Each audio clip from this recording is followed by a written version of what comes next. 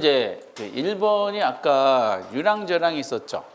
유랑의 역사는 10회부터 출제를 했고, 그리고 10회 이후 후반부부터 20회 중반까지 많이 나왔어요. 아까 수업 시간에 풀었던 24회를 마지막으로 25회부터 30회까지 한 번도 안 나왔었어요. 그러니까 유랑저랑 문제는 사라졌는 했더니 31회 때 바로 나와버렸어요. 한번 딱 보시면은, 한번 풀어보시면은, 유랑의 변수는 모두 몇 개냐 이렇게 개수 물어봤죠. 아, 개수 물어보는 것은 진짜 안 좋은데, 이거 몇 개일까요? 아까 우리 수업생이 풀었을 때 24회 때 나왔던 거랑 별 차이가 없어요. 자산은 뭐였었죠? 자산은 절량. 자산, 자본, 부채. 전부 다 절량이라 그랬어요. 자산은 절량. 응? 그러면은, 형광펜이 아니지? 펜.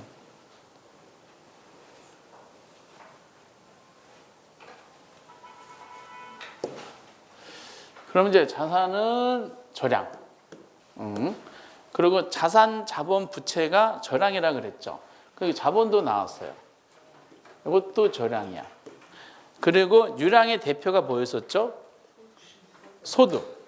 여기 소득 나왔죠. 얘는 뭐예요? 유랑이 돼요. 소비. 소비는 수요죠. 수요니까 얘는 뭐예요? 유랑이 되는 거예요. 그리고 신규 주택 공급량 뭘까? 신규 공급할 기간이 필요하죠. 얘는 유랑이야. 그러면은 이 6개 중에 요 5 가지는요.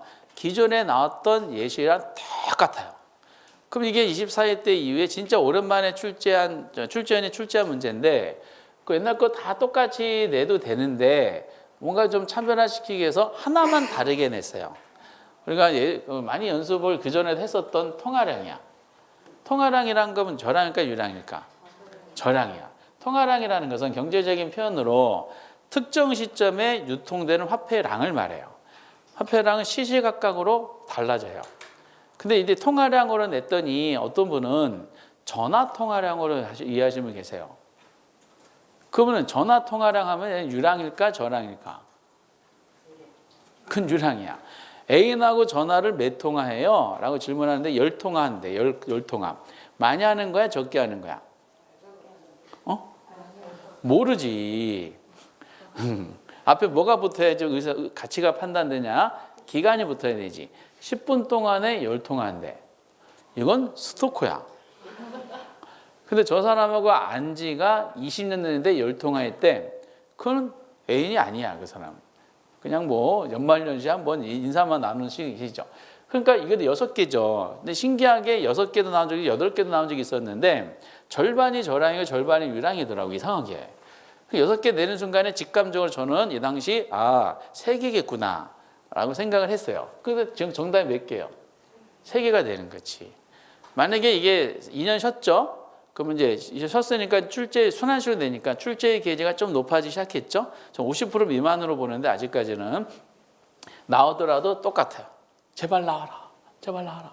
처절하게 원하고 있습니다. 이게 31회 문제고요. 또 기초 문제가 하나 더 나왔더라고요. 30회 문제를 보면은 1번에 이제 지금 옳은 걸 물어봤어요. 단 수요는 우하향, 공 우상향 이렇게 잡으라는 뜻이야. 그러니까 그 모양을 이제 이렇게 보시고 풀라는 뜻입니다. 그런데 가격이 상승하면 공급량이 감소한대요. 맞을까 틀릴까? 이건 지금 출제는 뭘 낸 거야? 응? 공급 법칙을 표현한 거지. 단순하게 된 거예요. 그럼 가격이 상승하면 공급량은 어떻게 돼야 돼? 증가해야 되지. 그럼 틀렸지. 지금 옳은 걸 찾는 겁니다. 공급 법칙에 대한 설명이에요. 그러니까 당연히 이거 틀린 것이고. 그리고 2번에 수요량은 일정 기간에 실제로 구매한 수량이래. 아니죠. 수요량은 사전적 개념인데 실제 구매량하고 반드시 일치한다는 보장이 없죠. 그렇죠? 여러분들도 지금 받고자 하시는 학계론 점수가 있으시지? 몇 점? 학계론에 대한 수요량은 70점이야. 실제 받으신 점수랑 이퀄이에요? 아니, 실제 받은 점수가 얼마일까? 80점이야. 봐요. 일치하지 않지. 이런 것이고 공급량은 주어진 가격 수준에 실제로 매도한 수량이에요. 그거 틀렸지 이것도. 공급량도 사전적 개념이니까 공급량하고 실제 매도량이 반드시 일치한다는 보장이 없죠. 이건 사후적 개념이기 때문에 그렇죠. 그리고 이건 아까 의도된 양이라는 사전적 개념의 이해를 물어본 것이고 한번 4번 볼까요? 건설 노동자들의 임금이 상승했대요. 부동산 가격은 하락시킨대. 이거는 균형의 이동이죠. 건설 나왔으니까 얘는 공급이야 수요야? 공급이고요. 그 다음 방향. 임금이 상승하니까 생산비가 올라간 거죠. 그럼 생산 요소 가격이 비싸진 거냐? 공급의 증가 감소. 공급이 감소죠. 그럼 곡선 자체가 어느 쪽 움직여?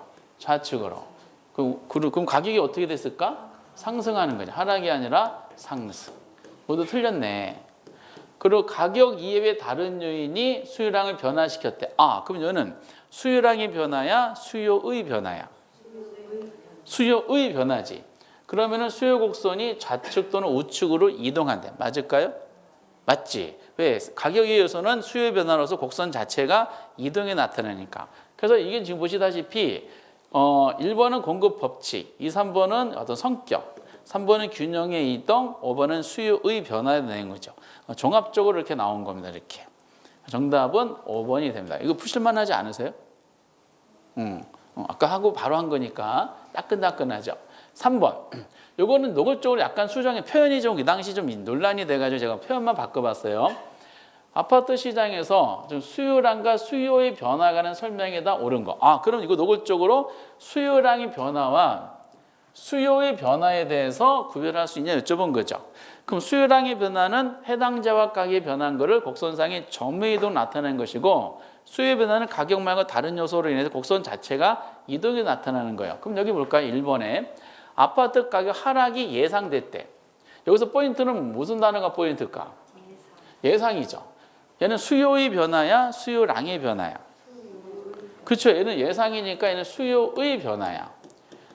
그러면 예상이 됐을 때 수요량은 변화가 일어날 거 아니에요. 그렇죠? 그러면 얘는 수요량의 변화를 어떻게 표현해? 곡선 자체가 이동하겠지. 어느 쪽 이동해? 우측 이동해? 좌측 이동해? 좌측 이동해서 할 거 아니야. 하락이 예상되면 수요를 냈기 때문에 소비자들은 안 사겠지. 좌측 이동해. 근데 동일한 수요 곡선상에서 하향을 이루는데 동일한 수요 곡선상에서 이렇게 이동해서 표현해요? 아니지. 요거는 수요의 변화인데 뒤에 있는 표현은 뭐야? 곡선상에서 이동한 거니까 얘는 수요량의 변화야. 연결이 돼야 안 돼요? 안 되니까 얘는 X가 되는 겁니다. 그리고 또 볼까요? 소득이 증가했다고 설명이 돼 있죠. 여기는 아파트하고 단독은 주로 무슨 제라고 나왔어요? 정상제라는 조건이 있네. 그렇죠? 자세하게 해줬네.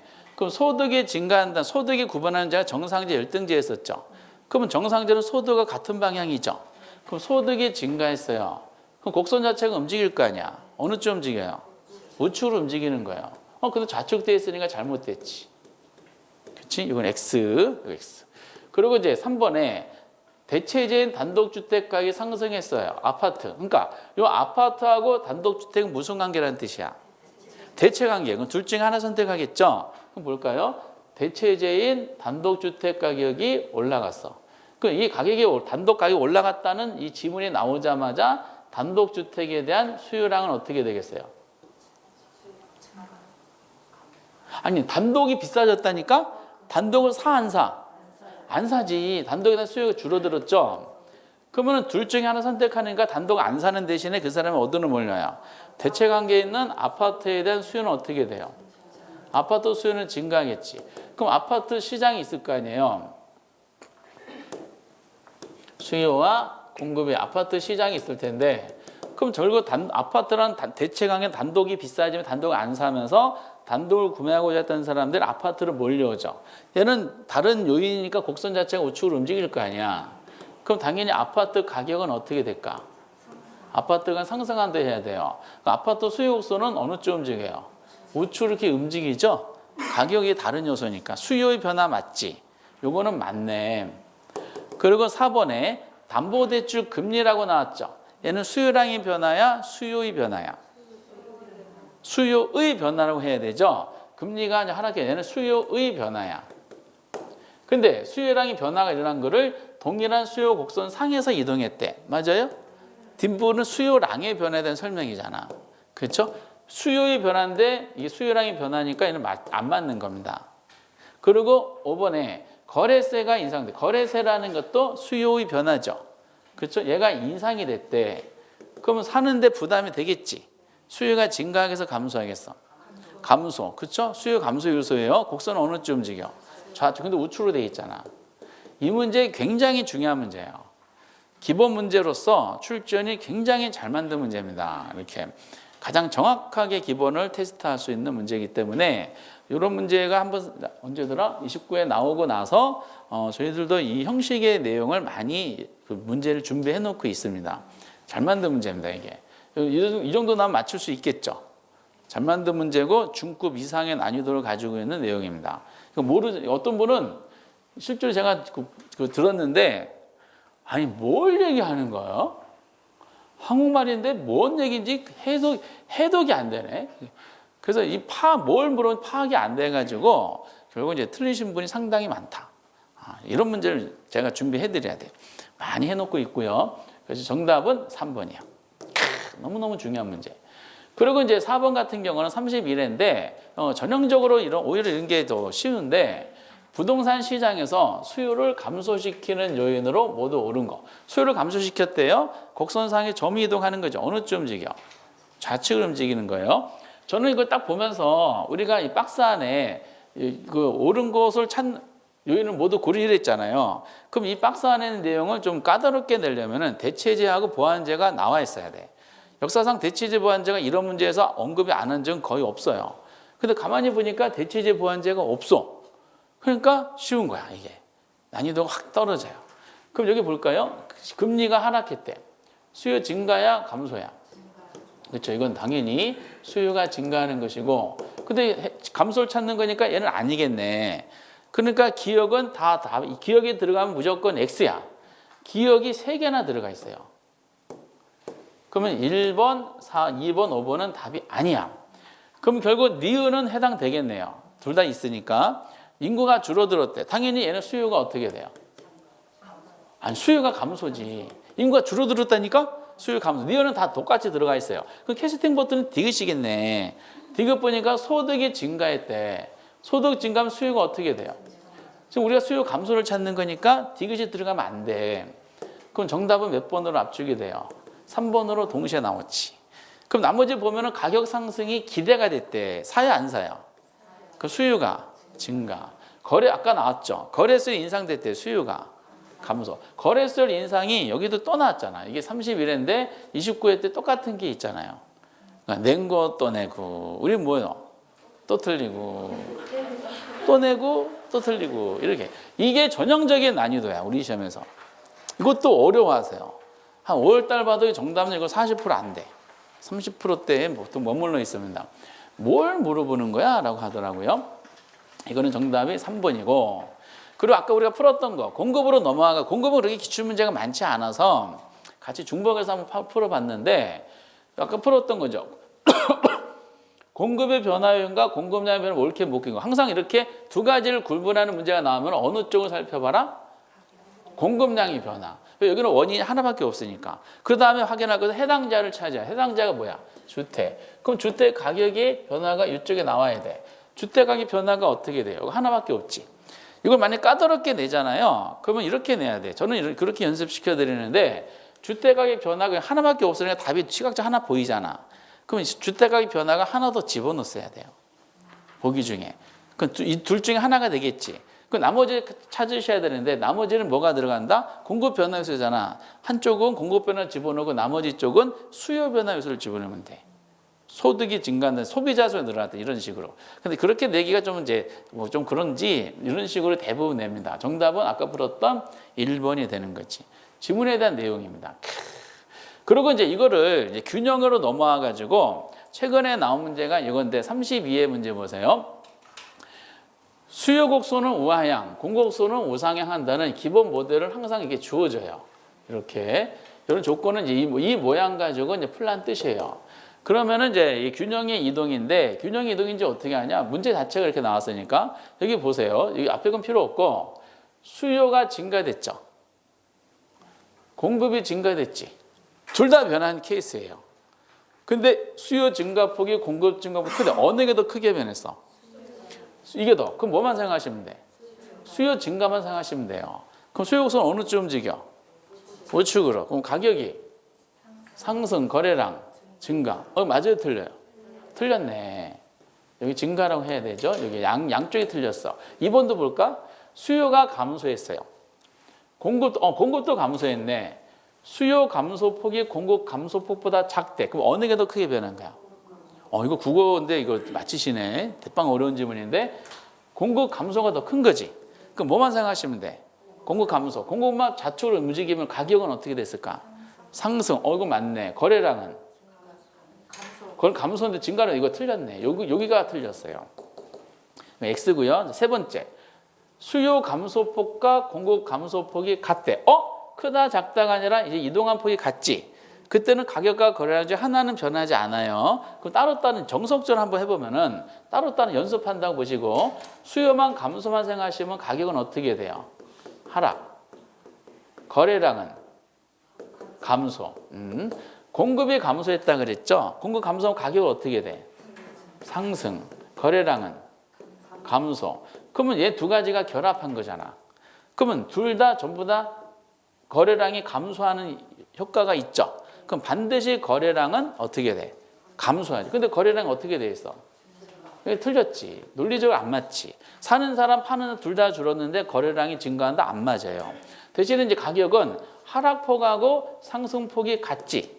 똑같다 그랬으니까. 그러니까 뭐다? 쌤이니까 가격은 변하지 않는다. 저거 맞는 거지. 이렇게.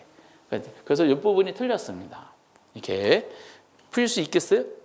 예, 이게 32의 문제예요. 4번 보면은 수요 증가 폭이 공급 감소 폭보다 작대. 그럼 어느 게 더 크게 변한 거야? 그럼 이것만 생각하시면 되겠지. 공급 감소. 그럼 아까 앞에 나왔던 질문이네. 가격은 어떻게 됐어요? 상승. 거래량은? 예, 그림이 그려지세요. 머리에? 야, 벌써 그려지세요? 원래 이거는 한 9월 달 정도 그려지셔야 되는데 여러분들은 전 세계 최강의 오존반이 될 겁니다. 그럼 가격은 상승, 거래량, 이거 틀렸네. 거래량 뭐 해야 돼? 감소라고 하셔야 됩니다. 5번에 수요의 감소폭이 공급의 증가폭보다 작대. 그럼 어느 게 더 크게 변했어? 공급의 증가가 더 크게 변했지. 그럼 가격은 어떻게 돼? 공급이 우측으로 움직이면서 하락, 거래량은 증가, 하락, 증가. 이게 정답이 되겠지. 5번이 정답이 되는 겁니다. 그래서 이 문제가 역사상 보면은 이렇게 수요와 공급이 직접 변했다고 나왔잖아요. 25회 때 나오고 그리고 이게 32회 때 정말로 오랜만에 나온 거예요. 이렇게 직접적으로 표현한 것은. 그래서 작년에 이제 어떻게 표현했냐면은 작년에 시험 보시기 전에 여기 기출문제가 이렇게 나왔으니까 직접 변하는 것은 25의 기출문제랑 32의 기출문제 이 두 가지만 연습하시면 되는데 이런 형태 문제는 앞으로 잘 안 나올 거라고 그랬어요. 그리고 이제 보통 예시를 해주는 게 일반적으로 나와요. 근데 제가 이런 형태는 잘 안 나올 거예요 라고 했는데 나와버렸어. 똑같이 나왔더라고. 33회. 좋았을까 싫었을까? 싫었어요? 32회 푸시고 시험장 가신 거야. 그래서 33회 때는 더 쉽게 나왔어. 여기 보니까 1번에 수요는 불변이고 공급이 감소. 공급만 감소한 거죠? 그 뭐만 생각하시면 돼? 공급 감소. 머릿속에 그려지죠? 가격은 어떻게 돼? 가격은 상승, 거래량은 감소. 이제 그림을 머릿속에 그리셔야 돼. 근데 공급이 줄어드는데 가격이 하락한다 논리 안 맞지? 가격은 상승. 1번은 틀리게 된 겁니다. 2번도 보면은 한쪽만 변하는 건데 공급은 불변인데 수요가 증가했어요. 그 뭐만 생각하시면 돼? 수요 증가. 그럼 수요 곡선 어느 쪽 움직여? 우측으로. 그럼 가격은 상승, 거래량은 감소가 아니죠. 거래량 뭐라고 해야 돼? 증가. 이것도 틀렸지. 그럼 3번에 이제 아까도 나왔던 내용인데 공급의 증가폭이 수요 증가폭보다 크대. 그럼 뭐만 생각하시면 돼? 공급 증가만 생각하시면 되겠지. 그럼 공급 증가니까 가격은 하락, 거래량은 증가. 근데 가격이 지금 뭐로 돼 있어? 상승돼 있죠. 하락. 이렇게 나와야 됩니다. 이것도 틀렸지. 그렇죠? 느낌상 5번이 정답인 것 같은데 이런 문제는 수요 감소폭이 4번의 공급 감소보다 크대. 뭐만 생각하시면 돼? 수요 감소.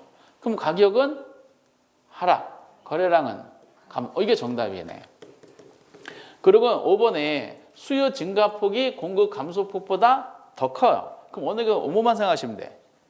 수요 증가. 그럼 가격은 상승 맞죠? 거래량 뭐라고 해야 돼? 증가 이렇게 해야 돼요. 그래서 앞으로 수요와 공급이 직접 변했다는 기출문제 내용, 시험 공부하실 내용은 앞에 보셨던 32의 기출문제랑 33의 기출문제 있죠? 두 문제만 푸시고 넘어가세요. 이 안에서 모든 게 다 들어가 있어. 이렇게. 그럼 30도 성능쌤 지금 34회 때 이런 형식이 나올까요? 저는 100% 안 나온다고 봐야 돼요. 대신에 이것이 기본 모델이니까 정답은 이제 4번이 됩니다. 이 문제. 그리고 대부분은 이런 형식으로 나오는 게 일반적이에요. 32회처럼 나오는데 이거는 이제 균형 가격을 하락시킨 요소죠. 아파트 시장에서. 그럼 균형가 하락시키는 경우는 두 가지 경우죠. 아까 앞에서 연습하셨던 것처럼 수요적인 면에서는 어떻게 돼야 돼요? 감소해야 되지. 공급적인 면에서는 증가. 결과적으로 이거는 수요 감소 또는 공급 증가를 찾으란 뜻이에요. 그럼 따로따로 볼까? 건설 노동자니까 얘는 뭐야? 공급이지. 그리고 방향은 작은데 노동자 임금이 상승했다. 공급은 감소. 공급 감소면 가격은 어떻게 된다? 상승하잖아. 근데 지금 뭘 찾아야 돼? 하락을 찾아야 되죠? 답이 아니지. 그렇죠? 이건 아니고 이건 X. 그리고 대체주택에 대한 수요가 줄어들었대. 그럼 대체주택 안 샀다는 뜻이죠? 그럼 내 재화, 해당 재화 수요는 어떻게 되는 거야? 증가하는 거지. 대체 안 샀다고 나왔으니까. 대체는 둘 중에 하나를 사는 거니까 요것도 아니네. 가격 올라가는 경우. 3번 소득이 증가했죠. 소득이니까 수요고요. 증가니까 증가지. 이거는 뭐야? 가격이 올라가는 경우지. 답이 아니지. 그리고 건설 업체니까 얘는 수요야 공급이야. 공급. 업체 수가 증가했대. 공급이 어떻다는 거야? 증가. 그럼 가격은 하락. 지금 하나 나왔네. 하락, 공급 증가 하락 나왔고 아파트 건설용 토지 생산 요소죠. 생산 요소니까 공급이야. 토지 가격이 상승했대. 공급은 감소. 오히려 가격이 올라가는 경우죠. 아니지. 그리고 마지막 선호도. 선호도니까 뭐요? 수요. 선호도가 감소했대. 수요가 감소야. 그럼 가격은 하락. 그럼 여기서 몇 개예요? 두 개지. 네 번째 공급 증가 건설업체 요구하고 여섯 번째 선호도 감소 요게 되는 거야. 이게 난이도 중상급 문제죠. 수요 공급에서. 이런 문제를 연습하시고 이걸 해석할 수 있으신 분들은 이 정도 문제는 다 풀 수가 있다는 거예요. 답은 두 개 있었습니다. 이게 편해요? 앞에 직접 편은 이게 편해요. 둘 다 불편하다는 게 밝혀졌어요, 지금. 이게 지문으로 연습하고 그 다음에는 계산이에요. 계산을 한번 보면은 이제 28회 때 이게 나왔었죠. 아까 교재는 26회 때 한 거 연습했는데 28회 때, 30회 때, 31회 때, 32회 때, 33회 때 이렇게 32회 때. 그러니까 지금 33회 때. 최근 이제 6년 동안에 4문제 이상이 나온 것 같아요. 한번 볼까요? 가장 기본 문제가 이제 요거니까 28회 때. 그럼 지금 보신 것처럼 균형가가 거래량의 변화를 물어봤어요. 근데 쫙 보니까 공급 함수는 어떻게 돼 있어요? 변하지 않았지. 수요 함수가 t에서 t 플러스 1 시점으로 이동했으니까 수요 함수가 이렇게 변한 거야. 그럼 수요가 변한 거야, 변한 거. 그럼 어떻게 하냐? 최초의 항상 풀 때 최초의 균형을 푸시고요. 그리고 새로운 균형을 푼 다음에 그래서 최초의 균형과 새로운 균형과의 차이를 논하는 거야. 그럼 이제 얘를 이퀄로 만들어야 돼. 균형은 수요와 공급이 일치되는 경우잖아요. 그러면 공급은 변하지 않으니까 변하기 전에 수요하고 얘를 이퀄로 만들어 놓고 변한 다음에 수요하고 또 요거를 이퀄로 만들어야 돼요. 이렇게 해서 수용 이퀄을 만들어 놓고 푸셔야 돼. 그럼 먼저 최초 균형. 요거랑 요거 똑같지? 똑같으면 푸는 방법 동일해요. 그 2p는 900-p지. 넘어가면 3p잖아. 그럼 900이지. 그럼 P값은 얼마나 나와요? 300에 나오고 거래량 계산해야 되죠. 거래량은 변하지 않은 공급에다 300 집어넣으면 돼요. 300이면 거래량 얼마 나와? 600. 이 최초의 균형이야. 이제 새로운 균형. 변하지 않았던 공급을 또 이퀄로 만들어야 되죠. 똑같이 만드는 거니까 1500 마이너스 P는 2P지. 넘어가면 몇 P? 3P. 1500이지. P값은 얼마 나와? 500. 그럼 Q값은 500을 여기다 집어넣으면 되잖아요. 2 곱하기 500이니까 거래량 얼마? 1000. 거래량은 1000. 그럼 가격은 300에서 500이 됐지. 가격 얼마 변했어? 200이 상승했고 거래량 600에서 1000이 돼서 얼마? 400이 증가가 됐어요. 가격은 200 상승, 거래량 400 증가가 보기에 있어야 돼요. 200 상승 있나요 없나요? 몇 번이야? 근데 이거를 계산 문제 풀기 전에 한번 볼게요. 수요 함수가 변했잖아요. 900이 1500 됐지. 수요가 증가한 거야 감소한 거야? 그럼 수요 증가하면 가격은 어떻게 돼요?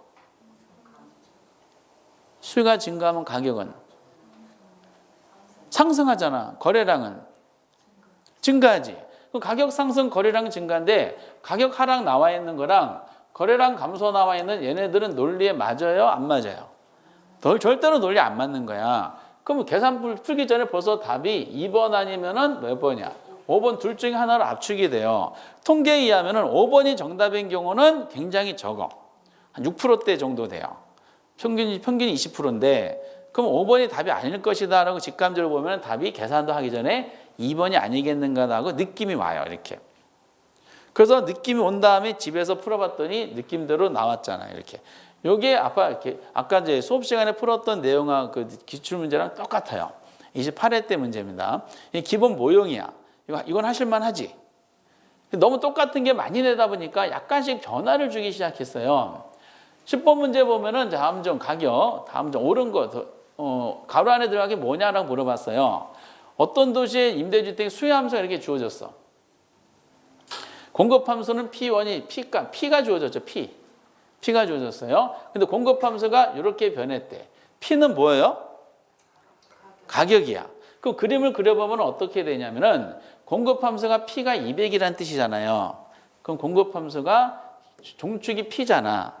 그럼 공급 함수가 P만 있기 때문에 이게 200이 돼요. 예, 공급 함수 첫 번째고요. 그 P가 이제 300으로 변했지. P가 300 이렇게 돼요. 이게 공급한 이거야. 수요 함수는 이렇게 된 거야. 그러면 요거랑 요거 차이를 논하게 되는 겁니다. 이렇게. 그런데 균형 거래량의 변화를 물어봤지. 그러면은 P가 이제 첫 번째 요거랑 변하지 않고 요거를 이퀄로 만들어 주시면 돼. 근데 P가 얼마 나왔어? 200. 그냥 P가 200 나왔으니까 200을 여기다가 P값에다 집어넣어. 숫자만 나왔기 때문에 P값. 여기다 200 집어넣으면은 800에서 200, 400 빠지지. 그럼 최초의 균형 거래량은 얼마냐? 400이 나와. 다시 P가 300으로 변했잖아. 그럼 300 P값이니까 P값 여기 P값이 있잖아요. 300을 여기다 집어넣어. 그럼 300 집어넣으면 2 곱하기 300이 얼마야? 600이지. 그럼 800에서 600 빼면 얼마예요? 200이지. 그럼 최초의 균형 거래량 400이었다가 새로운 균형 200이 됐지. 그러면 400에서 200이 됐으니까 변화량 얼마야? 200이 변한 거지. 200이 지금 뭐예요? 감소죠, 감소. 그렇죠? 당연히 거래량은 이제 200의 감소, 공급이 이제 이렇게 했으니까. 근데 지금 공급선은 가격에 대해서 수평선이죠. 수평선인데 나중에 이거를 다음 주에 탄력선 그리는 이게 완전 탄력적이야. 수평선, 수익성 완전 비탄 논하고. 그래서 이것이 약간 응용해서 나온 문제입니다. 완전탄이 나와야 돼. 200과 완전탄이 정답이 얼마다? 5번이 됩니다. 이건 탄력성하고 결합한 문제니까 저기까지만 우선 계산하시면 되겠죠. 오늘 내용은. 그리고 이제 31회 문제는 똑같아요. 지금 보신 것처럼 균형 가격과 거래, 이거 또 응용해서 기울기. 이거 나중에 이제 거미줄 이론할 때 이제 다 논하는 건데, 먼저 기울기를 한번 우리가 논해보도록 하겠어요. 기울기가 제일 먼저 확인이 돼요. 우리가 기울기가 뭐예요? 요 각도가 기울기지. 그럼 이제 기울기를 한번 보면 어떻게 되냐? 요걸 어느 거 할까요? 요거 가지고 한번 보겠습니다. 수야함수. 수야함수의 이제 기울기를 가지고 따져 보겠어요. 지금 QD는 150만이 2P가 돼 있잖아. 그럼 그림을 그려보면은 여기 한번 잘 보시면은 종축이 가격이고 횡축이 뭐다? 수요량이야. 그러면 P값이죠, P. P를 한번 0으로 한번 잡아보세요. P가 0이면은 수요량이 얼마가 나와? 여기 P가 0이면 여기 0이 되니까 수요량은 150 되지. 그럼 가격이 0일 때는 수요량은 150이란 뜻이야. 오케이? 그렇죠? 그럼 이 물건은 가격이 0까지 된다 하더라도 150개 이상은 안 팔린다는 뜻이에요. 왜? 150개밖에 없으니까. 근데 반대로 이제 Y절편 볼게요. 가격 절편. 거꾸로 이 수요량 이거를 0을 한번 잡아보세요.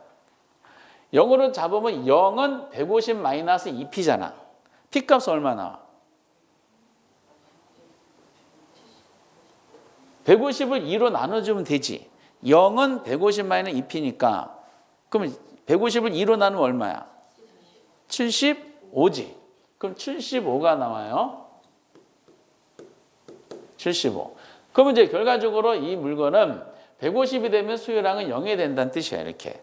그러면 이제 75 요 가격 추가하고 요건 1호 아이고 75하고 150을 쭉 연결하면은 우하향하는 수요 곡선이 나오는 겁니다. 오케이? 그럼 기울기는 뭐다? 요것이 기울기야. 탄젠트. 수학적으로. 그러면 요 기울기 계산하려면은 요거 분의 요 거리 분의 요 거리야. 그럼 요 거리가 얼마야? 150이지. 0에서부터. 그럼 150분의 요 거리는 얼마야? 75가 돼요. 75를 150 나누면 얼마 나와요? 딱 절반이잖아. 2분의 1이 나오지. 2분의 0.5지. 그렇죠? 그래서 이렇게 기울기를 계산하는데 이거 어떻게 빨리 하냐면은 여기 보시면 Q는 150 마이너스 2P가 돼 있잖아요. 그럼 기울기를 만약에 물어보잖아. Q 앞에 붙어 있는 게 기울기라고 아셔야 돼. 뭐 앞에 붙어 있는 기울기라고요? Q 앞에 붙어 있는 기울기라고 해서 기울기 이렇게 하시는 거야. 근데 여기는 Q가 여기 1이 있잖아. 근데 2P잖아요. 그 2가 넘어가면은 여기 1이 있으니까 2로 나눠줘야 되지. 2분의 1 기울기가 바로 나오게 되는 겁니다. 오케이? 그러면은 이렇게 이제 연습이 되면은 우리가 그럼 이제 여기 보면은 공구곡선의 기울기를 물어봤지. 뭐 앞에 붙어 있는 게 기울기라고요? Q 앞에 붙는 기울기야. 근데 여기 그냥 P지. 1이 있잖아, 1. 그럼 최초의 기울기는 얼마야? 그냥 1이야, 1. 최초의 기울기는. 공곡선의 기울기는 1이야. 근데 여기 변화가 일어났죠. 2P죠. 통일시키면 2가 넘어가지. 2가 넘어가면 여기 1이 있으니까 2로 나눠줘야 될 거 아니에요. 그럼 2분의 1이 되는 거야. 그럼 1이 2분의 1로 기울기가 변했으니까 얼마 변한 거예요? 2분의 증가야, 감소야? 감소한 거죠. 그럼 2분의 1이 감소가 나와야 돼. 2분의 1 감소가 4번 하면 1번 둘 중에 하나죠. 이렇게. 기울기로 계산하는 게 가장 빠르고요. 근데 이것만 물어본 것이 아니라 균형각의 변화를 물어봤죠. 그때 이퀄로 만들어야 되잖아요. 그 수요는 그대로고 공급만 변하는 게 똑같이 이거랑 이퀄로 만들어. 이거랑 똑같지. 똑같으면 어떻게 30 플러스 P는 150 마이너스 2P니까 P가 넘어가지. 몇 P? 3P. 30이 넘어가면 얼마야? 120. P값은 얼마? 40. 그렇죠? 3, 40이니까. 다시 요거랑 또 이걸로 만들어. 또 이걸로 만들면 똑같은 형식으로 하면 되겠죠. 150 마이너스 2P는 30 플러스 2P죠. P가 넘어가면 몇 P? 4P. 넘어가면 120. 그 4로 나눈 P값은 얼마예요? 30. 그러면 가격은 40에서 30이 됐지. 얼마? 10이 하락했지. 그러면 10이 감소해야 돼. 10 어디 있어? 감소 몇 번 정답이에요? 1번이 정답이지. 이건 기울기하고 균형 문제를 결합한 응용 문제예요. 쉽지 않은 문제예요. 현장에서. 근데 이제 기울기를 이제 하도 많이 내가지고 거미집을 이용해서 쉽게 구하게 될 겁니다. 그리고 이제 12번까지 풀면은 여기 딱 보면은 함수가 이렇게 주어졌어요. 수함수가 이렇게 주어지고요. 여기 딱 보자마자 벌써 부담감 느껴요. 공급함수가 이렇게 주어졌어. 최초의 수요 공급함수야. 근데 여기 보시다시피 수요자 수가 몇 배가 증가했다 그랬어? 2배가 증가했어요. 그럼 새로운 시장의 균형 가격과 기존 시장 균형 가격 간의 차익을 물어봤지. 그럼 최초의 균형가를 구해야 되잖아. 그렇죠? 근데 공급은 변하지 않았어. 수요만 변했어. 그럼 최초의 요거랑 요거 이퀄로 만들어야 되죠. 이퀄로 만들어야 되니까 요거랑 요거 이퀄로 만들어야 돼. 저기 그냥 P고 여기는 2P잖아. 그럼 P로 통일시키는 게 편하죠. 그럼 어떻게 돼? 나눠주는 것보다는 여기다가 2P를 만들면 편하겠지. 여기 다 곱하기 뭐 해주면 돼? 우선 2로 해주면 2P는 여기다 2P는 400 마이너스 4Q가 되겠지.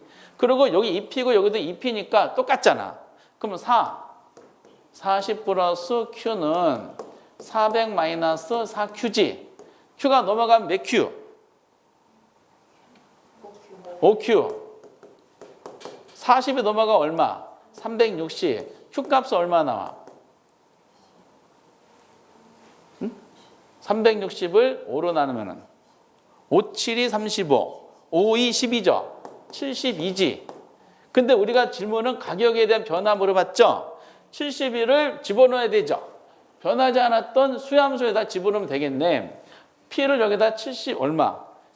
여기다 72를 집어넣어. 그럼 72 곱하기 2 하면 얼마예요? 144. 그럼 200, 144 빼면은 50? 56. 56이 최초의 균형 가격이에요. 근데 이제는 뭐가 변했어?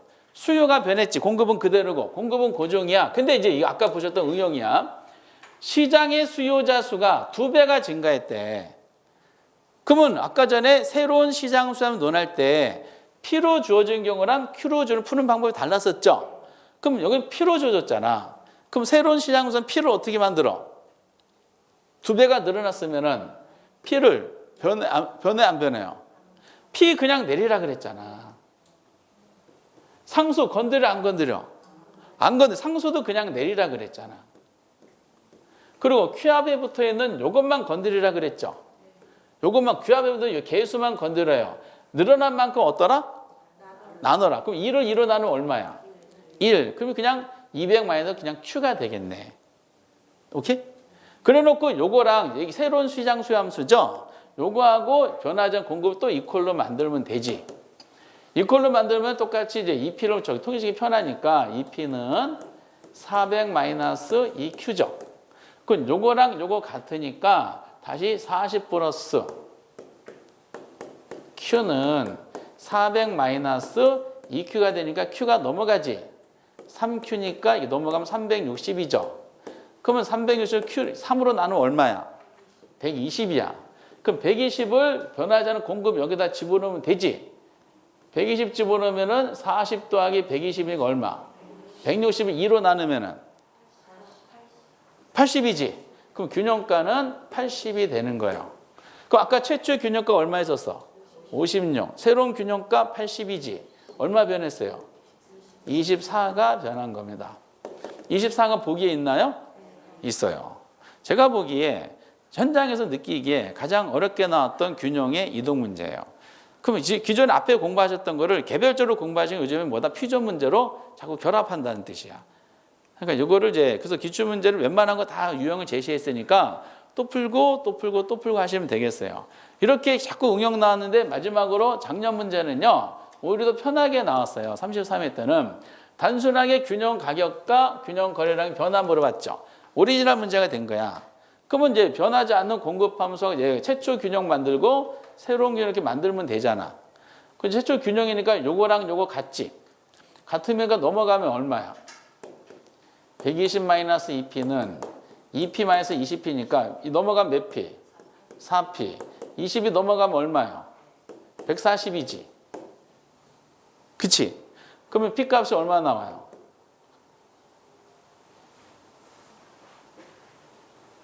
응?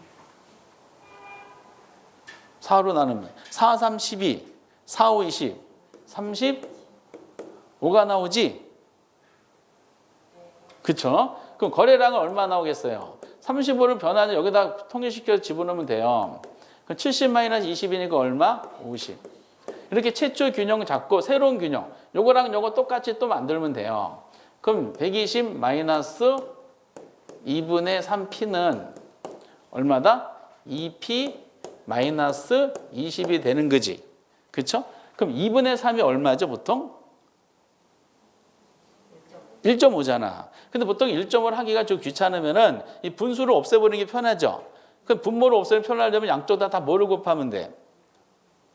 다 전체 2를 곱하면 되잖아. 2를 곱하면 얘는 얼마 나와요?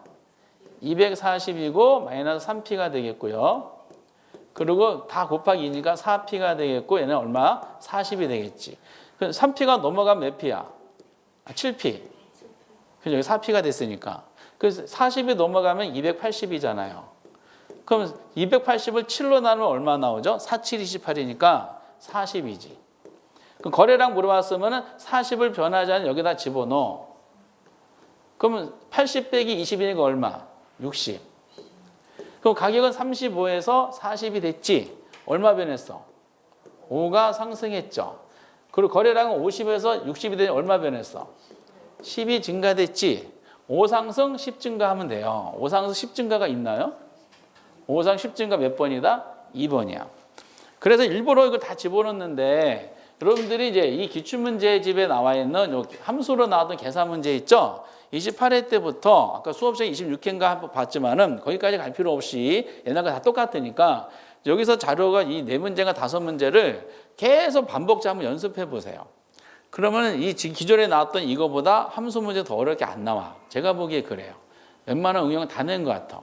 여기까지 한번 잘 보시면서 균형은 지문도 나오고 계산도 자주 나온다. 여기 놓치지 마시라는 차원에서 일부러 다 한번 풀어봤습니다. 이렇게 잘 연습해 보시고 나머지 2문제는 이제 오늘 진도 안